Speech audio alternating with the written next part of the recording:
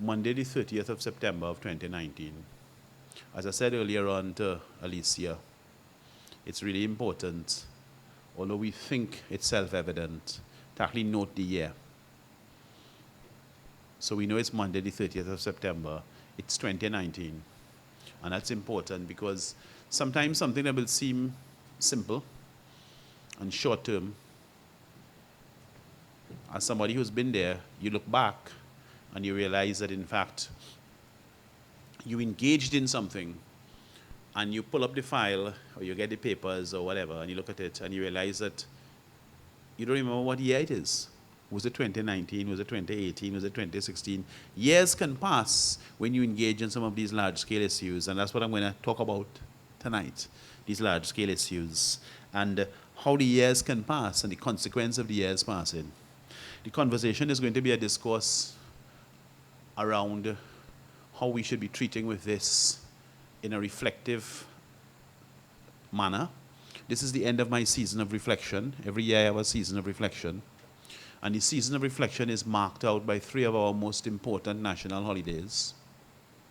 The first of which is on the 1st of August, which is Emancipation Day, and the end of the African slavery, the slavery of African people, okay, in the Caribbean, the British Caribbean, 1834. The second day is Independence, which of course is the 31st of August of 1962. Which is when we achieved independence from the British system, the British Empire. And we were no longer a colony.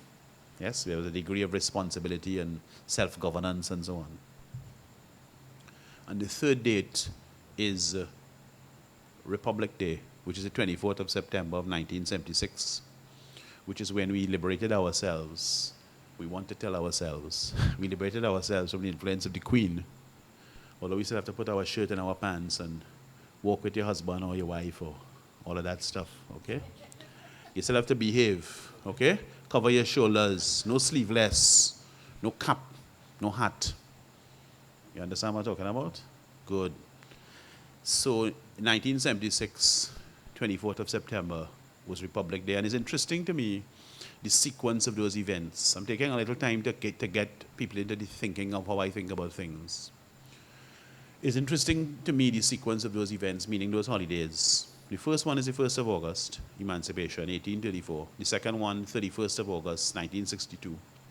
And the third one, Republic Day, 24th of September of 1976. And of course, there's a passage we should have been passing through as a people, because those events would have had an impact on the development of the society and its sensibilities, irrespective of whether one is actually a member of the African race.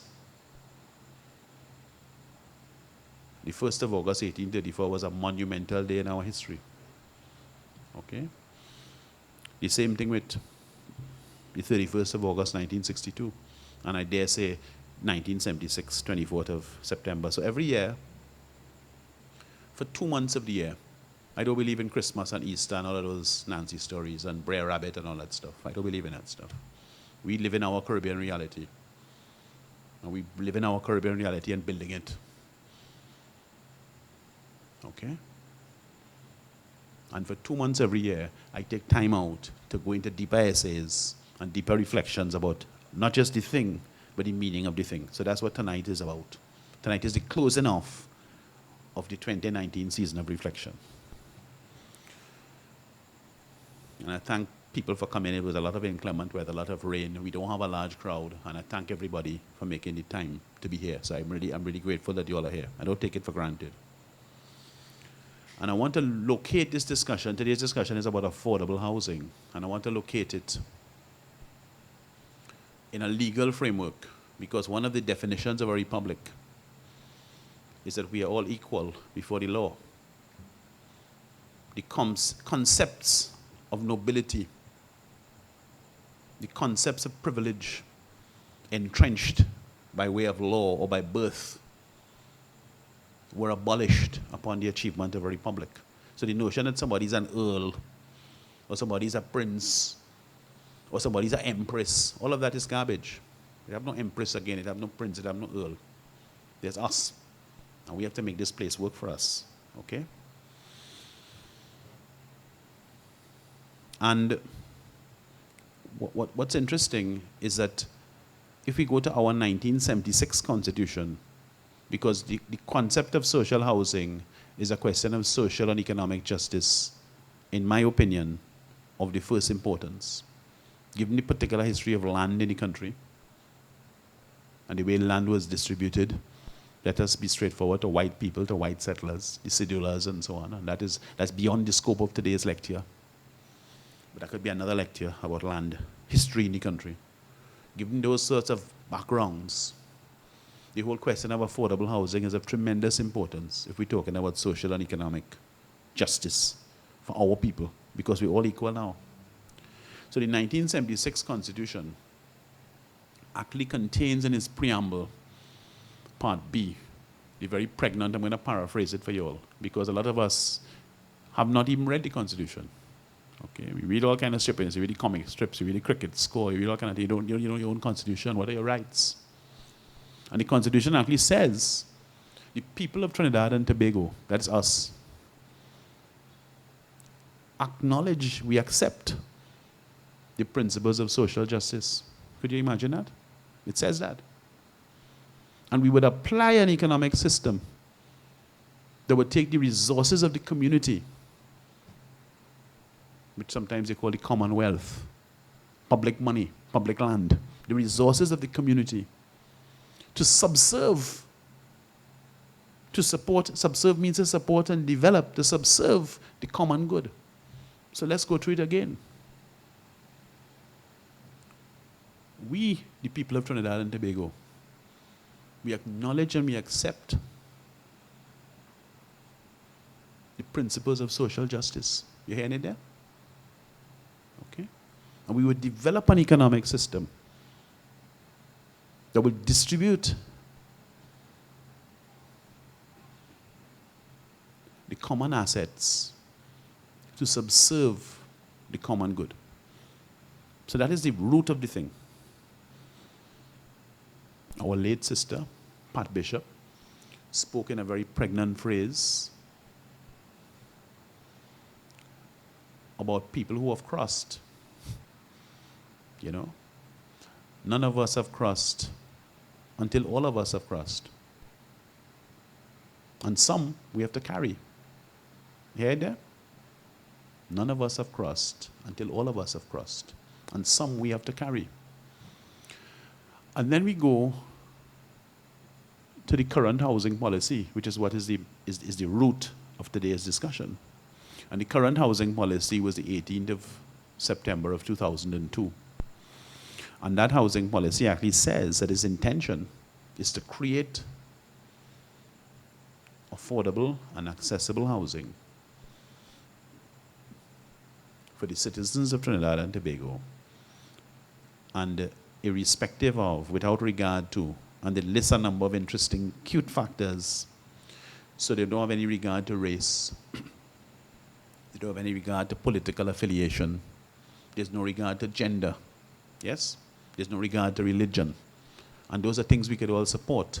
In fact, I think since 2002, that the HDC's website, the Housing Development Corporation's website, has actually got an enhanced version of that. So if you were to go and look on the HDC's website, you would find an enhanced list of entitlements. So it may run into things like disability and sexual orientation and so on. And in fact, what's interesting about it is this, because we're reflecting, we're not just describing a thing. We're trying to understand the meaning of the thing. When you go into it, and you step back and you give it a context, it fits in the kind of United Nations mold, a politically correct mold, which fits into 2019. So a lot of boxes are ticked. So if you're black or you're Chinese, well, okay, we tick the box for race. And if you're a lesbian, okay, we tick the box for sexual orientation. And if you're a Muslim, we tick the box for that too. And if you supported the UNC or COP or somebody, you tick the box for that one, right? And then you tick the box for gender, and then disability, and it all looks very, very good. You think to yourself, what is the point he's making? But the point I'm making is this. It's possible for something to be true, and for something to be interesting, and at the same time not to be decisive in resolving the problem. The reason people don't have housing The reason a family wouldn't have proper housing, a parent wouldn't have proper housing for their family, is none of those things. It's because they don't have enough money, because they're poor, because they live in a capitalist society and they can't get a job to give them enough money. But in fact, that thing, which is the one thing, is not mentioned at all. You see it there? So they mention everything else. A little bit again, they'll mention the shoe size and the color of the eyes and a whole lot of things. But that's not the reason people can't get a house. People can't get a house because they don't have enough money. And housing is too expensive. Therefore, the state has a role, going back to the Constitution, to redistribute those resources to achieve a good outcome for the society, subserve the common good. The case I am making this evening, let me get right to the point, is that I don't think the HGC has worked. I don't think the 2002 housing policy has worked. Okay? I'm not here, just to be very clear, what I'm here to do and what I'm not here to do. I am not here to make party political points. I will make a few as I go along, but that's not what I'm here for. Neither am I here to make any allegation about corruption, who got a house, and which minister had money, and that I wouldn't be doing that kind of thing. I have been doing this research into the HDC and its behavior and its output and its expenditure of money and so on since January of 2004. It's over 15 years of research. And I want to put it on the record again, as I always do, that the HDC is exemplary when it comes to dealing with inquiries. If you write them a detailed question, they will answer you. Unlike a lot of other ministries and government agencies, they're not going to waste your time and make up excuses where you can't get the information and give you nonsense. The HGC colleagues, and they know who they are, and I thank them again, they have been very diligent. Regardless of the fact that I am criticizing them, they're very diligent to give me the facts. And we have a lot of facts to talk about. So I think I laid out the case for you all that I think the HGC has failed in terms of what it is trying to achieve. I think the housing policy has failed in terms of what it was intended to achieve. It was intended to achieve affordable housing for low and middle income applicants. I think it failed as well.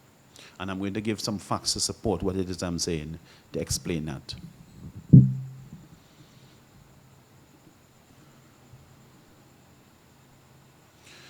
The HGC's website would tell you that there are 176,000 applicants for HGC housing in this country. And the website would also tell you, if you go to the bottom of the website, from the home page on the right-hand side, it would actually tell you there's a number there, that kind of ticker tape that runs through when you open the website. They actually tell you that they have delivered, the phrase they use is delivered. They've delivered 50,000 plus homes. Now, my information is that it's just not so. Where's my information from? It's from the managing director of the HGC. Because that's the level I would do the inquiry at. I write him and I ask him the question. And the information I have from them, because let's step back into the history. You have to go forward to see how we go back to see how we go forward. When the housing policy was formed in 2002, it was a very ambitious target of 100,000 new homes in 10 years. And 100,000 new homes in 10 years, I said it at the time and I'll say it again, was just a crazy target. Because 100,000 homes in 10 years is 10,000 homes a year.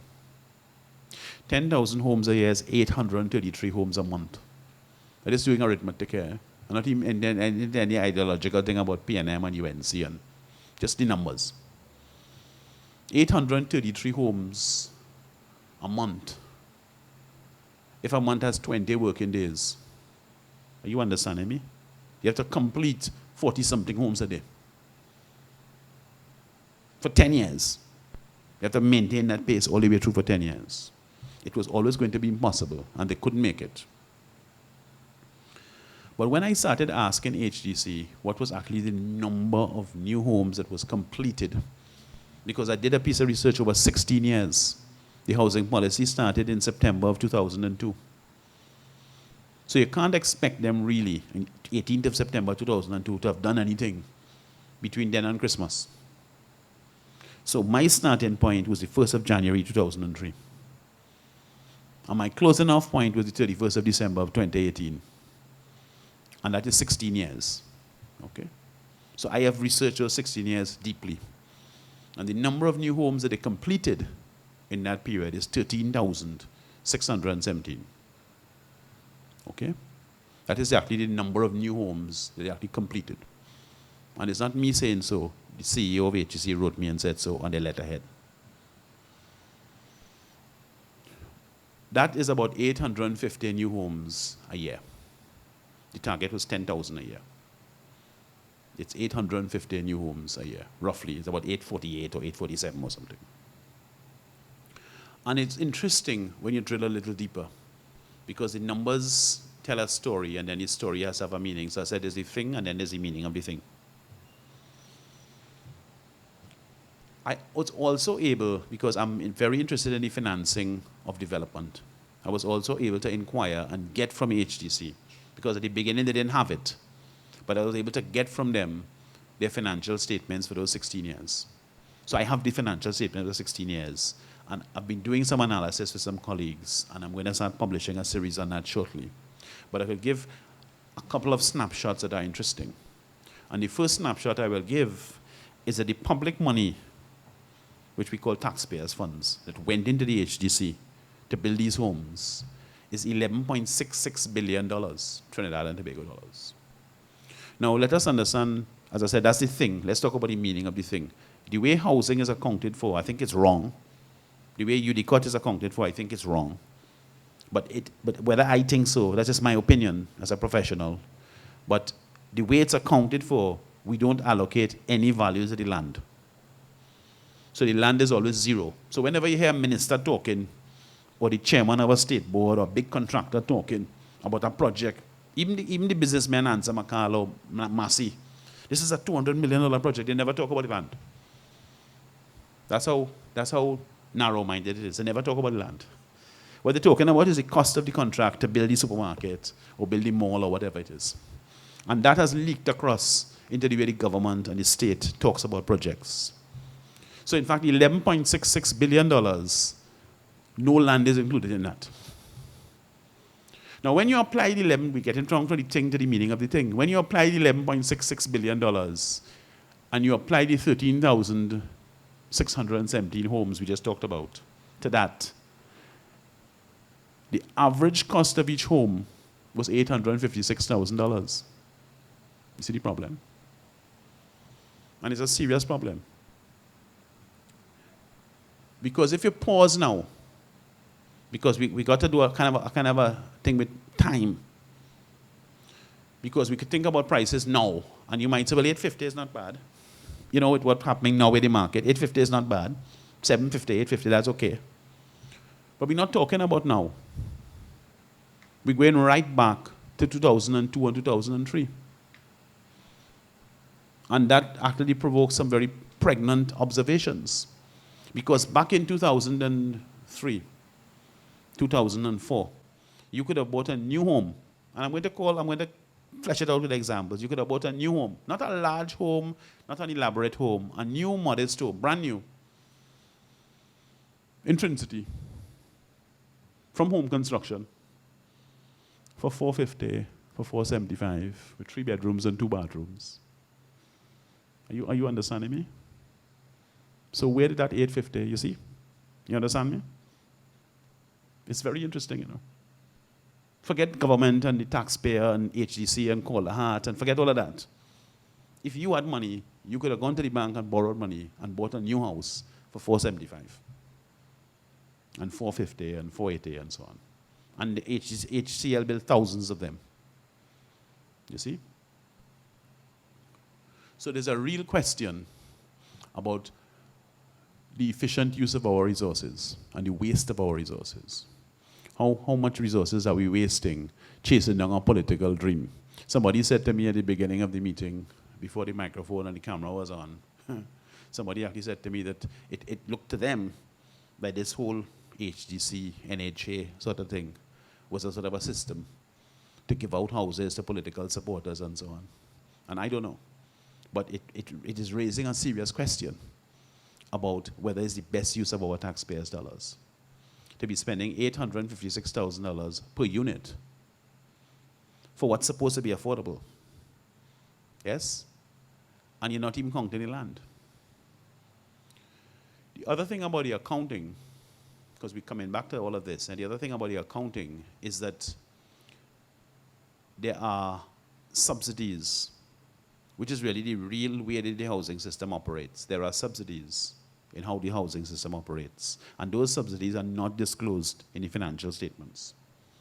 So it's my respectful view as a professional that the financial statements, even if the figures were all perfect and correct, and they aren't, and the auditors say so, even if the figures are perfect and correct, the financial statements do not properly reflect the company's activities. Because what will happen in HTC and NHA is this. Let's give an example. So there was a development at St. Augustine at Gordon Street, opposite to the law school, called Fidelis Heights, that was built during 2006 and 2007. Mr. Manning was the Prime Minister at the time and so on. And those are some lovely apartments. And those apartments would have sold, a typical apartment in there would have sold, or townhouse or whatever it was, for $1.7 million on the open market. But in fact, people who got apartments, there was this lottery thing and all of that stuff. People who got apartments only paid $850 for them, and $875. The difference between $850 and $1.7, that is a housing subsidy. Because in fact, the state has made a gift to that person. That in fact, okay, you were successful, and this place that should be 1.7, you're getting it for 850. There's a rule that you can't sell for a certain number of years. I think it's 5 years. In some cases, it was 10 years. And some people have found ways to get around the rules. But that's not the subject of this discussion this evening.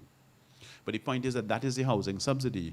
And the accounts are silent on that. You can't find any explanation or any figure for the housing subsidy. And in fact, the housing subsidy, in my view, is the part of the housing matrix that most needs to be accounted for if we really want to make sense of all of this. Because the question is this: if you could find $850,000 in housing subsidy to give to people who have good jobs, to get good apartments, why can't you create enough housing subsidy to help a poorer family at the level of a house for $350 or $275 or that lower grade type of house?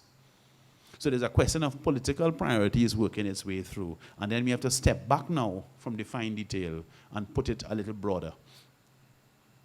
We're going to go international, and then we're going to go historical. Internationally, I will say that this question about housing, public housing agencies, public funding, and the consumption of that public funding and that public land. And when you look at it, when you catch yourself, the public land and the public funding is being consumed by a public housing agency with a mandate to build affordable housing. And when you catch yourself, the housing that they're actually building is not affordable. So for example, to exchange something I know about, there's something in New York called NYCHA, New York City Housing Authority. And NYCHA is right now engaged in a series of processes. I'm going to describe it to you all in outline. And you might know it, Ryan, but some of you will understand. You will have to recognize parts of what's happening in Trinidad and Tobago. So NYCHA has a number of large estates, most of which are rented to poorer people. And they're in areas that at the time it was built, it was a ghetto, it was downtown, it was on the wrong side of town, and so on and so on. New York has developed and improved and changed over the years and so on. A lot of those places that were once on the wrong side of the track are now areas that people want to get into. The phrase we use is gentrification. So what NYCHA will do, because of course they never have enough money to repair windows or repair doors or repair the heating system or the elevators or any of those things. What they will do is they will get into a deal where they will take a part of the estate or part of their estate of properties and say, okay, we're going to sell these 300 apartments here. We're going to get into a joint venture with a private developer. We're inviting proposals to joint venture that. Proposals are made, they select somebody, they put the tenants out, and they put the tenants in temporary accommodation. And the developer, who now has possession of a public property, land and building belonging to the public, would develop it. New elevators and new kitchens and new bathrooms and a whole lot of new architecture, new swimming pool and all kinds of nice stuff, skating rink, all kind of thing. TV cameras, all kind of thing. And by the time they're finished, it's all taking place under the umbrella of nature. The price of it, nobody who was living there could go back there. Okay? Nobody who was living there could go back there. And in fact, the other 95%, so you took 5% of the housing stock and you did this deal, this public-private partnership, and you were able effectively, they were trying to bribe the other 95% by saying, we're going to spend this money to improve your places. And there are people in New York, serious people, activists and community people and so on, and Al Sharpton and different people like Leonora Falani and so on, who are organizing marches and so on, trying to expose the truth about this thing and to bring out the thing, what is this public-private partnership bringing in terms of diluting our housing stock? And so the point there was that it was international, but we need to locate it in terms of time, because without a time, a kind of a taking our bearings in terms of time, we wouldn't be able to make sense of it. You see, I'm going to go right back. A generation is normally held to be 30 years. You know, if you look at sociology and history, and so 30 years is a generation. A generation ago, we were at 1989. And for those younger people who are in the audience and who will be looking at this on camera and who might be feeling hopeless and wondering, well, could we change any of this? What is this all about, really? Let me take you all back to 89, because I was a much younger person then. And I could remember and I could say to you all that back in 89, we were all very excited because the Eastern Bloc, the Berlin Wall, the Iron Curtain was coming down. The Russian Empire, the USSR, was coming down. Not because we were rampant capitalists or anything. We hated Russia. We hated them. And it was a big excitement for us to see something that we thought was unchangeable. These people were in space. They were in space before the Americans. They had the puppy in space. They put the first man in space. Okay? They had nuclear submarines. They had all kind of things, everything. They had the whole of everything. And look what happened to them now. So it was a very exciting time. And something that seemed to be permanent and unchangeable was undergoing a tremendous change. And before that, let's skip back a bit now. If you go back to the end of World War II. At the end of World War II, the big threat that the capitalist countries felt was, in fact, a lot of them, Britain, for example, was bankrupted after World War II. But ideologically, they felt a threat from Russia, because Russia had been a very powerful force in World War II. The way the history is told now is not told. If you read real history books, you'll get it. And they had to take steps to prevent the Russian influence, the left-wing influence, the socialist influence growing in their countries. And they actually established things that we have come to take for granted, such as the National Health Service in England, and the Veterans Administration in the States, and social housing, and a whole lot of things, that equal rights for women, and a whole lot of things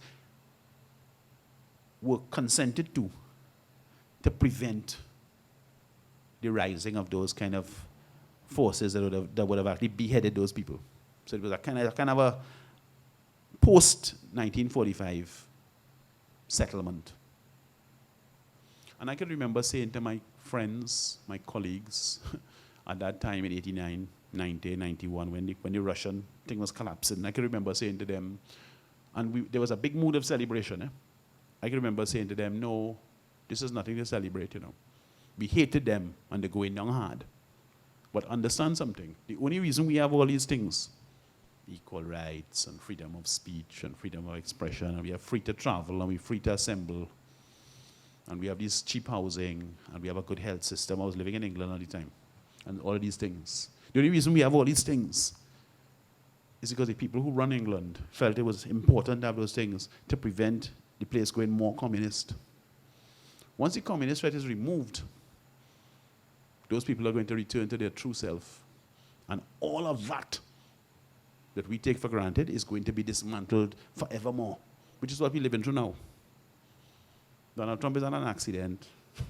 Boris Johnson is no accident. None of these things happening in the world is an accident. They've been dismantling and just slackening the bolts because they don't have anything to be afraid about again. They're dismantling right through. And we're living through it. We have to recognize the moment. And don't be hopeless. Going back to 89, don't be hopeless. So when we have this work that we're doing, and we're talking about HDC, and the housing and the numbers, it's not a Newman George story, it's not a Keith Rowley story. I will mention Dr. Rowley later. But it's not a Keith Rowley story or a Newman George story or anything. It's actually part of an international transition where a lot of these things that are part of the social fabric, the welfare state, they are being dismantled internationally. You can hardly think of a country where they're being expanded. So it's part of an international trend. Okay? And we need to recognize that to be able to see the moment for what it is.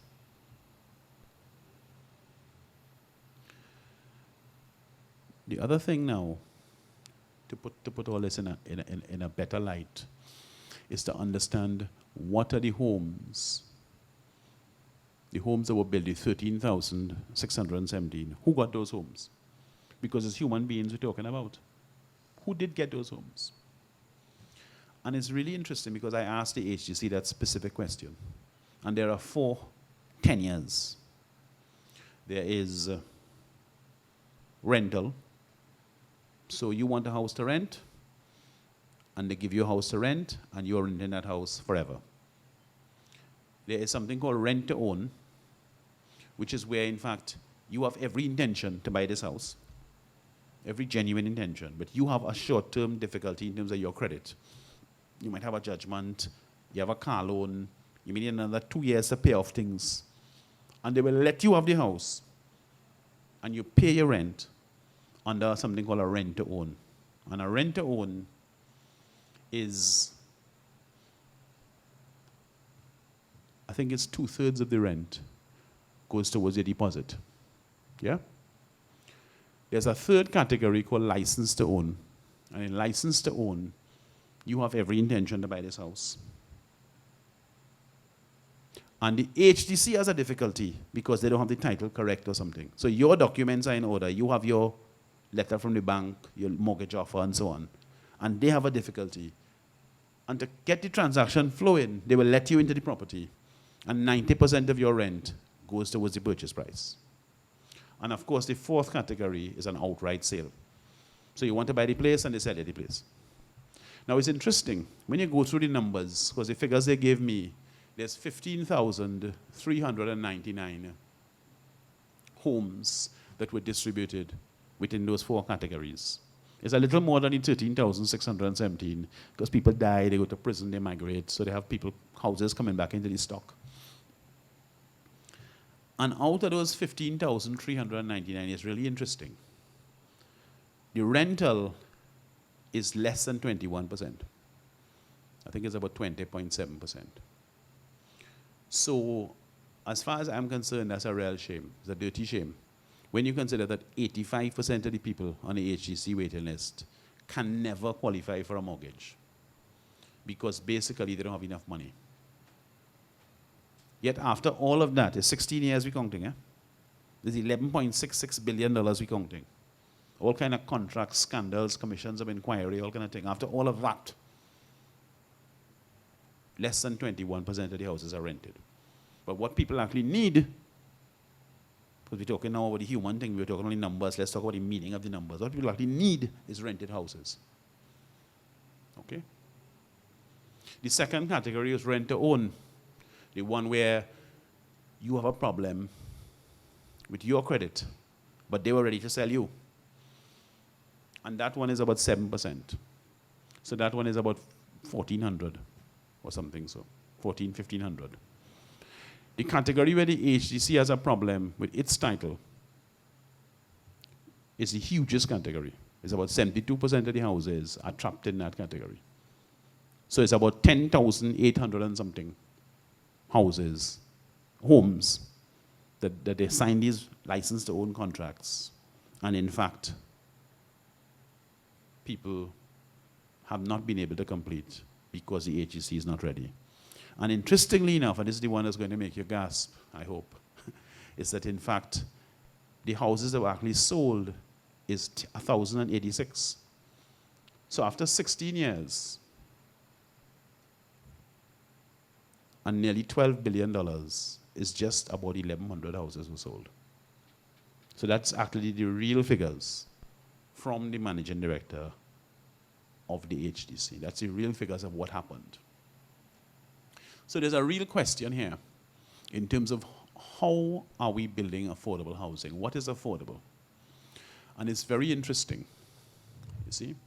I know you wrote about it earlier this week, and it was very good. There's a lot more to say on it, and I'll get into some of that now. So the affordability question is really at the heart of all of this. Affordability is mentioned in the housing policy. It's mentioned in the HDC Act. And of course, there's a lot of international learning, reputable learning on what affordability is and how it could be measured. So it's not a settled question, but there's some broad things that people agree. And one of the broad things, for example, is that for housing to be affordable for a family, it should not exceed 30 to 35% of the family's income. Okay, roughly about 1/3. If it's more than 30 to 35%, the family is actually catching their skin and it's not affordable, although they could actually be really living there. Okay? But the second limb of it, which we don't discuss very often, but I am going to discuss it, is the question of affordable to whom? You see, our Housing Development Corporation Act, the HDC Act of 2005, actually talks about affordable housing for low and middle income applicants. And of course, we have to grapple with the question of what is low and what is middle income and what does it really all mean. The actual average income in our country for a family, the household income, on average, the mean, what we call mean, is $9,000 a month. Okay? The median, which is another way to measure averages, is about $10,500 a month. Yet the HGC has a waiting list with a ceiling of $25,000 a month. Now, I could tell you, if you go internationally, and you go to New York, and London, and Paris, and Toronto, and Miami, and you do your research and you look at these different cities where they would have different types of affordable housing, nowhere has that kind of proportion. The best one I found, which is one of the ones that you had sent me, was from Miami, where in fact, I think it was Florida, where in fact, the most income somebody could have in relation to the average, they have something called AMI, average monthly income. The most income somebody could have in relation to AMI was 165%.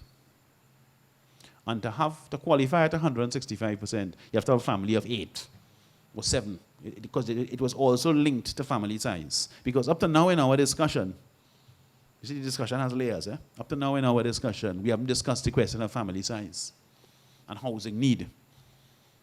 We've discussed the numbers of homes, we've discussed the amount of money, we've discussed the poverty question, we discussed the household income. Now when we come to discuss the household size, it gets even more interesting. Because of course, a family that is larger requires more housing, more bedrooms, more bathrooms, and so on.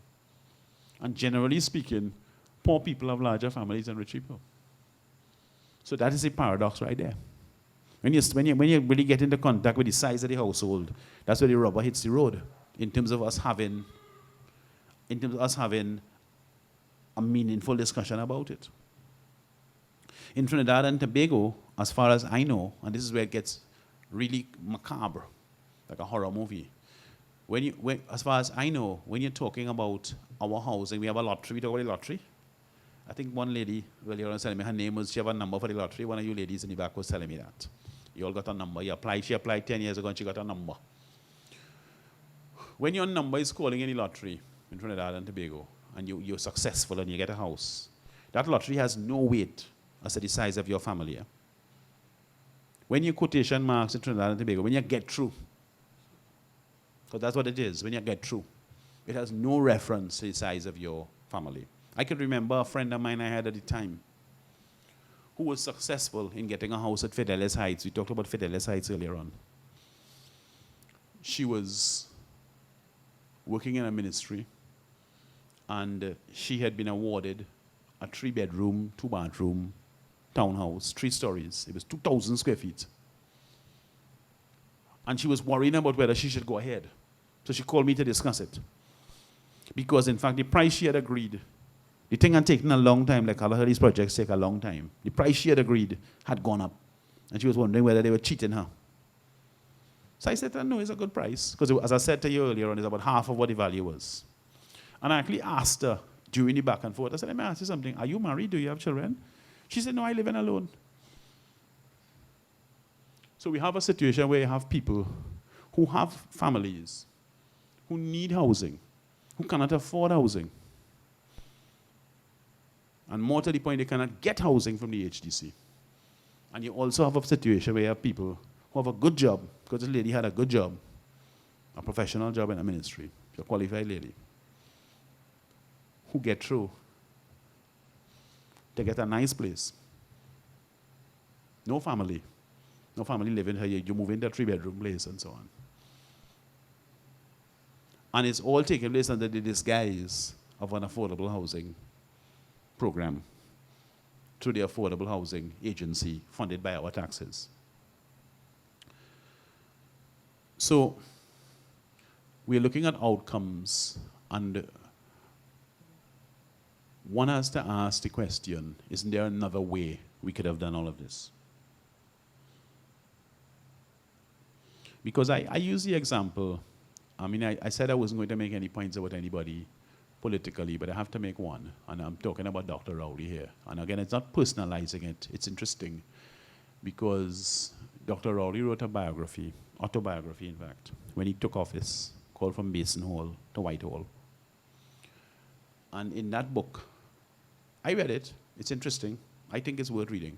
It contains a lot of interesting details. And in that book, Dr. Rowley describes at page 32 and 33 how at the age of 8 years old, he came to Trinidad for the first time. It was 1957. It's interesting, eh? And his mother, Vasi, was in Trinidad working. He was being raised by his grandparents in Tobago. Missed his mother terribly, and in 1957, Christmas, she sent for him. So he came to Trinidad to spend time with his mom. She was living in a shared house in East Dry River. And at page 32 and 33 of the book, Dr. Rowley describes in terrific detail, because he's that kind of a speaker, he's that kind of a writer, and painful detail, how pitiful the conditions were, really, really unsanitary and disgusting, that his mother was living in. But he was so happy to see his mother. And he's a little boy, and he could remember parts of it. And then at page 35 of the book, we have a photograph of this lady in a lovely top and a big afro, and she's standing on a porch and she's smiling, and it's Rowley's mom, Dr. Rowley's mom. And the photo was taken about 1975, somewhere around Coconut Drive in Mova, in her new home, which the NHA built. And in the note below the photograph, Dr. Rowley says, I stayed there in 1970. So let's work it back. Because it's not just the thing, it's the meaning of the thing. You see, Dr. Rowley's mother was a cook at the breakfast shed. That's what the book told us. If in 1970, Dr. Rowley stayed at Coconut Drive, Moma, with his mom, and I'm not calling him a liar, that's in the book, I believe him. I believe him. Those houses were built in 67 and 68 and 69. If he stayed there in 1970 with his mom, she would have gotten that house in 68 or 69. Which means, before the oil boom, which was 73 and 74, the petrodollars, before the oil boom, we had people in this country with the sensibility, the conscience, the morality, the ethics, whatever you want to call it, that thing, the thing with no name, to set out to build houses that people in modest jobs could afford to get the house. That's how a lady who worked in the breakfast shed could have get the house for her son to stay there in 1970. You seen it? And I'm not saying it to make an embarrassing thing out of anybody. That's not my purpose. I'm not on that. I was raised by a single mother. I grew up in state housing too. So there's nothing funny about it or anything. I'm not on that kind of shirt and pants and husband and wife. I'm not on those things. I'm not on that. That's for other people, more learned than me. The question is this. If 50 years ago, because it's 50 years ago we're talking about, we went back to 68 and 69. If 50 years ago, we had people in this country who were in charge at that time, who had the sense to put those things in place, where are those people now? Could anybody, could Dr. Rowley, could Major General Dillon, could Mr. Newman George, could Mr. Brent Lyons, could Dr. Rudal Munilal, could anybody look me in the face and say to me, Afra, you are wrong. And we have this program, we build in 500 houses for these people who are working in these modest occupations. They can't do that. Everything is a million point something, 600 and something, 700 and something. It's like they're going mad. The whole system went mad. So the country succeeded. We had an oil boom. We had a gas boom. The university boom. We opened a second university. We've never had more educated people in the country than now. Never. More economists and doctors and lawyers and accountants and engineers, and I could go on, but you get the point. So where did we go wrong? You see? That's how serious this is. So we have a housing policy, and we have an organization, and we had something the other week with the Chinese, and we have other. We're not here to talk about any particular contract. And the interesting thing about it is that even when we talk about the discussion with the Chinese with $1 million, or Amy Elias is bidding some of them for $850 and $950 and so on in Mount Hope, the mahogany court and so on. Even when you talk about those, or HGC will defensively say, well, we built some for $375, we built some for $450. The point about it is this: we're not hearing anybody talking about rentals. Ideologically, going back to the question about 89 and the collapse of the Berlin Wall, the breaking down of the Berlin Wall, ideologically, we have now moved to a place where although poor people are with us, and I have never seen so much poor people sleeping in the street in Trinidad, in Port of Spain. I live in Port of Spain, I work in Port of Spain, I walk on the streets of Port of Spain. I've never seen so many poor people sleeping on the streets of Port of Spain. So at the same time as you have a massive housing program, and you have fancy contracts, and you have this approach and that approach, the numbers of homeless people will go up. And ideologically, poverty has been abolished. Poverty is no longer part of the conversation. Whatever the fault of the olden days, back in 67 and 68 and 69, it was definitely at the center of the conversation. It was an important part of the conversation, which is how come we could have had the example I gave you all. And Rowley's family is not the only one, because the whole of Morvan was made up of people from modest circumstances. Okay? We're not targeting Dr. Rowley. He happened to have written a book, and they have some nice pictures that tell this story. Okay? And he's the Prime Minister. So we're on this journey, again, ideologically, because capitalism won, right? So we're trying to get a situation where we're building more homes. And the interesting thing is that when the Vision 2020 group met in about 03 and 04, and they started the meet in 02, and there actually was a group about home ownership. And the reports are interesting. At that time, the owner occupation in the country was 72%. 72%. And at that time, it was a higher figure than the United States or Canada or England, which are in the 60s. Okay? See how interesting it is? And what is even more interesting, because this, as I say, is macabre, when you go into the details, it's macabre. What's even more interesting is that, in fact,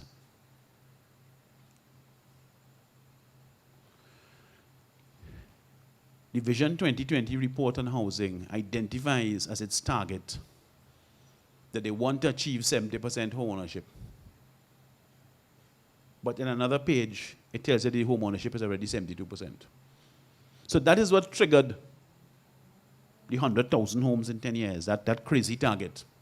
So we went down this kind of crazy road, trying to hit a target that wasn't there. And here we are now.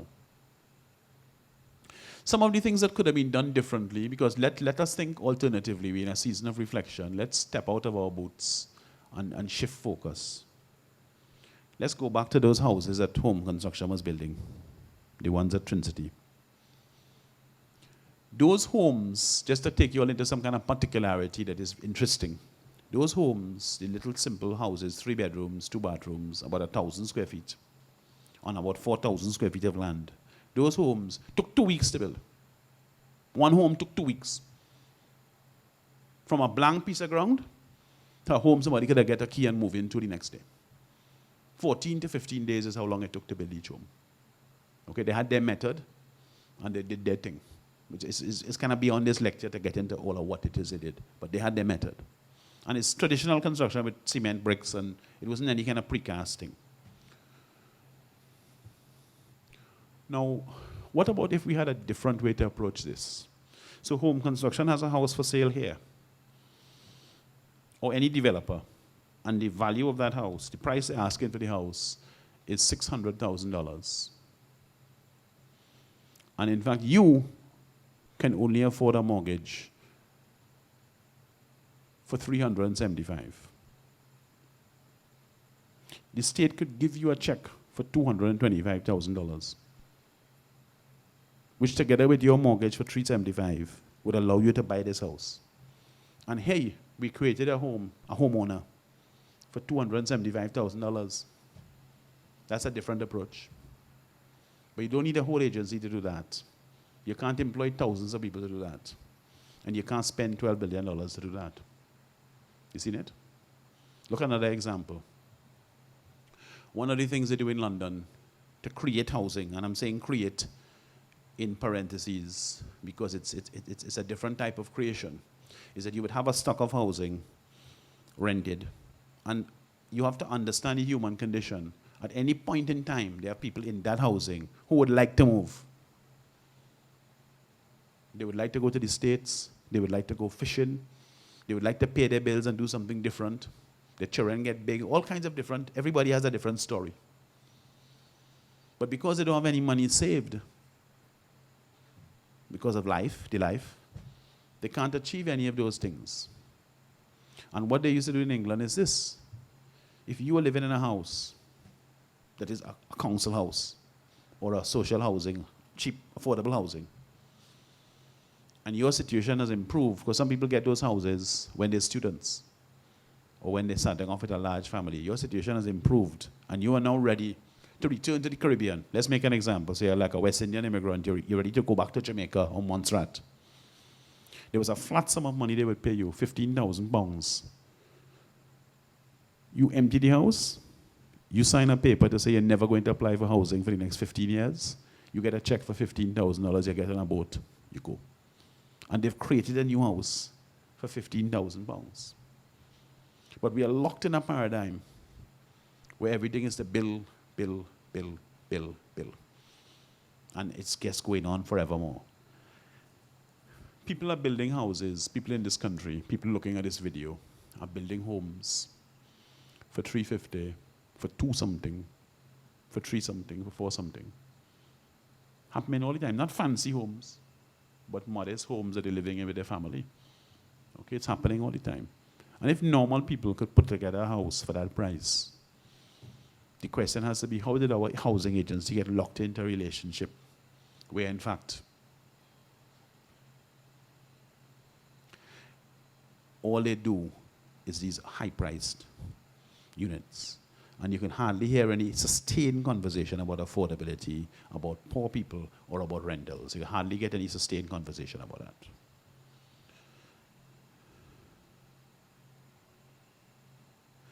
The last thing I will talk about before I wrap up, because we have to take questions and so, is the whole thing about public-private partnership, which the government has now embarked on a lot of them.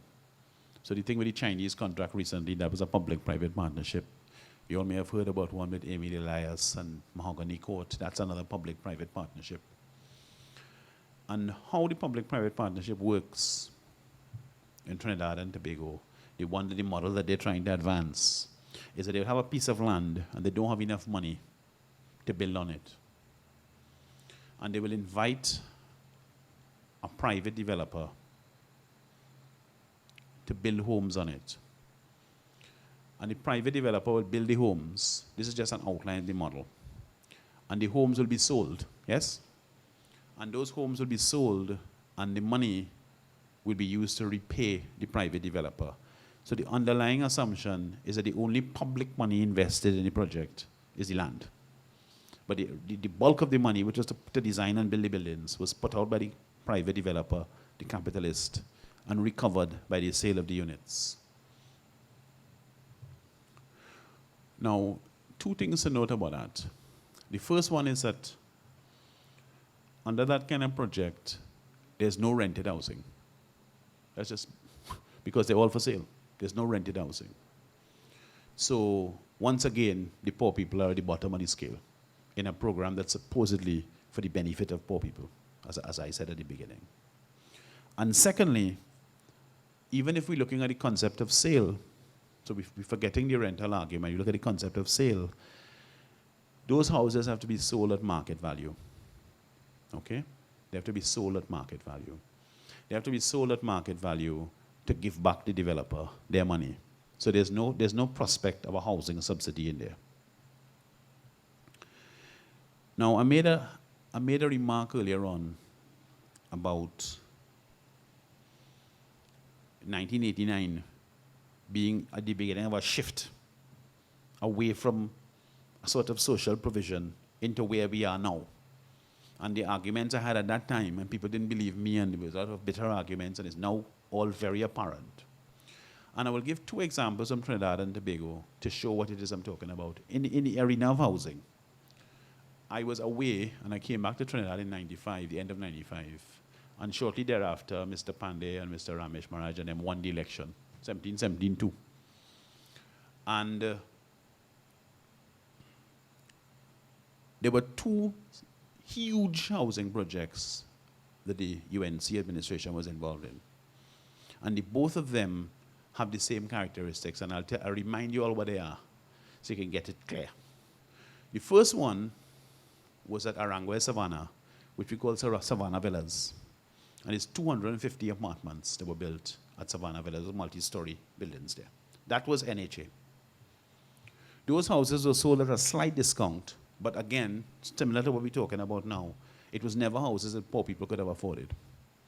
Those houses were sold at slight discounts, and there was rules about not selling it over after 5 years or 10 years, and people found their way around the rules and so on.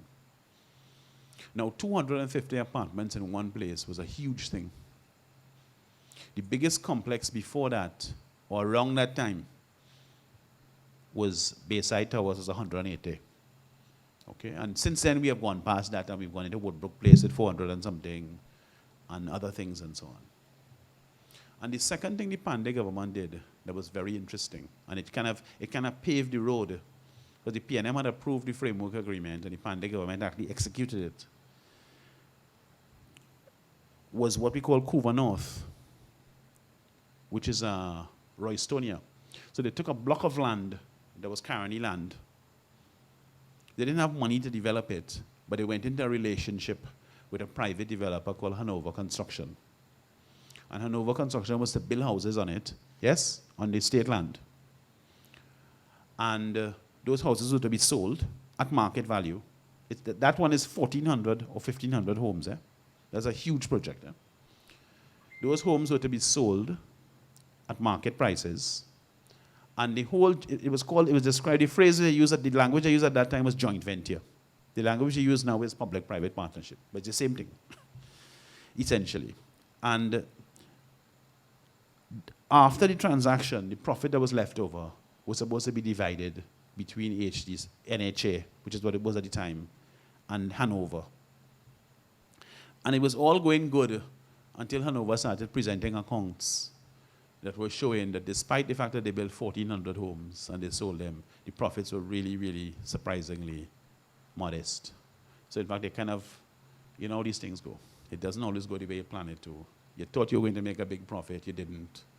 And the government ended up getting the short end of the stick because they gave over some extremely valuable land to these people who were my clients, as if I remember correctly, going back all those years ago. They gave over that land to them, and they made a lot of money. But in terms of providing houses for poor people, going back to that time, 96, 97, 98, and I'm trying to locate it back into 89, we had already started to turn the ship in the sea. And we weren't going there anymore, we were going so. We were turning away from that target. And the Savannah Villas was an emblematic thing of that. Couva North was another emblematic thing of that. I remember before I went away, you could drive up the road and you could see a development and you could know, and architects may not like me to say this, you could know that it was social housing for poor people. Just the way it looked. You see it on the roadside and so forth. Now, you drive and you see an HGC development, whether it's Victoria Keys or whichever one it is, and you just know that they have no poor people living in there. You just know it, that nobody poor is getting a house in there, nobody poor is living in there. That is what the thing has become. It has become something with no name. So I'm going to leave it there for now. I think the 1989 change was a significant one. The 2002 housing policy failed in terms of its targets, its intentions. The HGC as an institution didn't deliver, because as I said, it's less than 14,000 homes that they built in 16 years. Okay? Consumed a vast amount of resources, $856,000 per home, and that's construction only. Okay? Offered very little relief to poor people. Only less than 21% of the homes were rented. The rest was some version of a sale. And in my book, I count that as a failure. I give them an F for effort. Okay, it's a failure. And I think we need to re-examine it and come up with a different approach to affordable housing. If we have money in our country, and we have land, and we want to spend that money and dedicate that land to providing affordable housing, we have to do better, and we have to do a different program. This way we're going is wrong, and this is what this meeting was about. So I thank you for your attention. Thanks.